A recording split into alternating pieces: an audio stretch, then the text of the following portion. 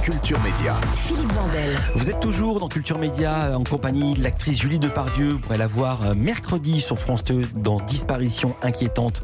Mais là, elle est bien présente. On va mieux vous connaître avec le portrait pré-fame de Lisa Marie Marquez. C'est le portrait de notre célébrité avant sa célébrité. Bonjour Lisa Marie. Bonjour Philippe, bonjour Julie Depardieu. Bonjour. Vous avez joué dans plus de 50 longs métrages et bâti une solide carrière de comédienne. Mais comment en êtes-vous arrivée là? On va rembobiner et revenir sur ce qui vous est arrivé avant d'être célèbre.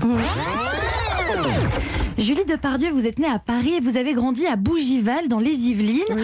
Enfant, vous êtes plutôt timide, réservée et vous avez une particularité. Il paraît que vous n'aimez pas du tout les vacances au point que ça vous angoisse même de partir loin. C'est encore le cas aujourd'hui ? Ouais, j'aime pas trop. Mais là, on va quand même partir en voyage. On a décidé avec mon conjoint qui s'appelle comme vous. Mais non, quand j'étais petite, je demandais à mes parents, t'imagines la folle, à 12-13 ans, paye-moi des cours de vacances, comme ça, je fous rien toute l'année et j'arrive à maintenir un tout petit niveau. Des cours de vacances, c'est-à-dire des cours je te jure, pour faire travailler les élèves pendant les vacances. J'allais à l'école en juillet, super. Génial, merci. Julie Depardieu, à la télévision, vous suivez la série américaine Dallas. Oui. Et je crois que votre culture série télé s'est arrêtée là. Oui, je suis nulle en série. Tout le monde regarde plein de trucs Netflix. Moi, je pense que quand les gens s'en seront lassés, je m'y mettrai. On en parlera tout à l'heure parce qu'on va parler de séries justement. À l'âge de 15 ans, à la période de Noël, vous recevez un cadeau d'un catalogue de vente par correspondance bien connu. Ce cadeau, c'est un disque, ça s'appelle Les Trésors de l'Opéra. Sur le coup, vous vous dites que ce n'est pas pour vous, qu'ils auraient pu se renseigner sur l'âge de leurs clients. Et puis, finalement, vous écoutez le disque et vous tombez sur la chanteuse lyrique espagnole Teresa Berganza et c'est une révélation. Mais c'est pas l'air que...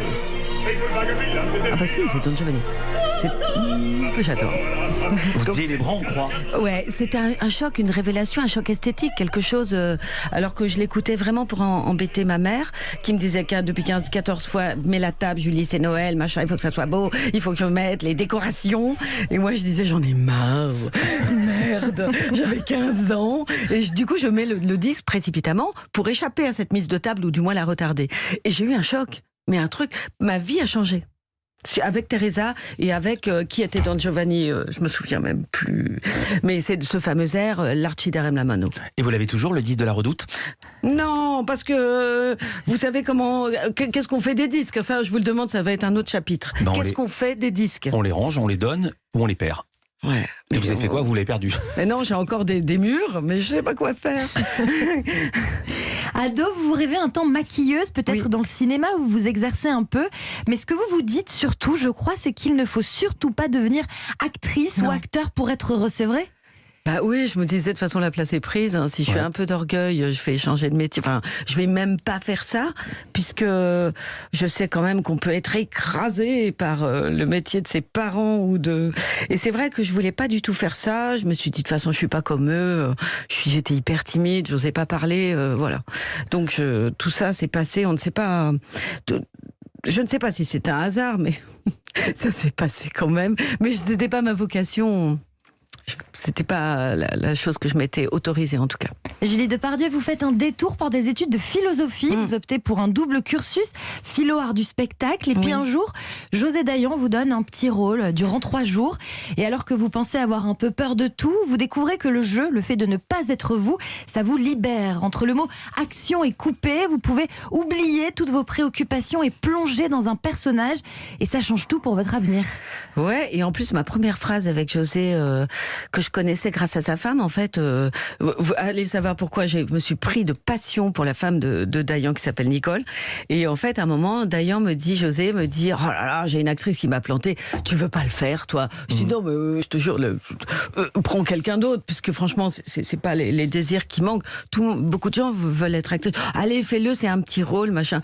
Et ma première phrase, donc j'ai fini par dire oui. De toute façon, qui peut dire non à José Dayan ? Je ne sais pas. Et ma première phrase, c'était, je dis, j'y arriverai jamais. Je devais dire à Tchéky Cario l'air vraiment très affecté. C'était mon mari. Et je lui disais, va-t'en, tu as volé le denier du culte. Et ben, je l'ai réussi à le dire sans rigoler, bien sûr. Et j'étais vraiment très, très convaincue de ma phrase, en tout cas. Vous l'avez traumatisé, Tchéky Cario. Non, Voilà. je plaisante. Vous continuez alors, d'autres rôles s'enchaînent. Daniel Dubroux vous propose L'examen de minuit, dans lequel vous êtes très remarqué. Vous poursuivez votre carrière, d'autres films, d'autres rôles. En 2003, c'est la consécration. Vous remportez 2 Césars pour le film La Petite Lily de Claude Miller. Et alors que vous avez tout fait pour esquiver une carrière de comédienne, vous finissez par en bâtir une. La suite, on la connaît. Et moi, je m'arrête là.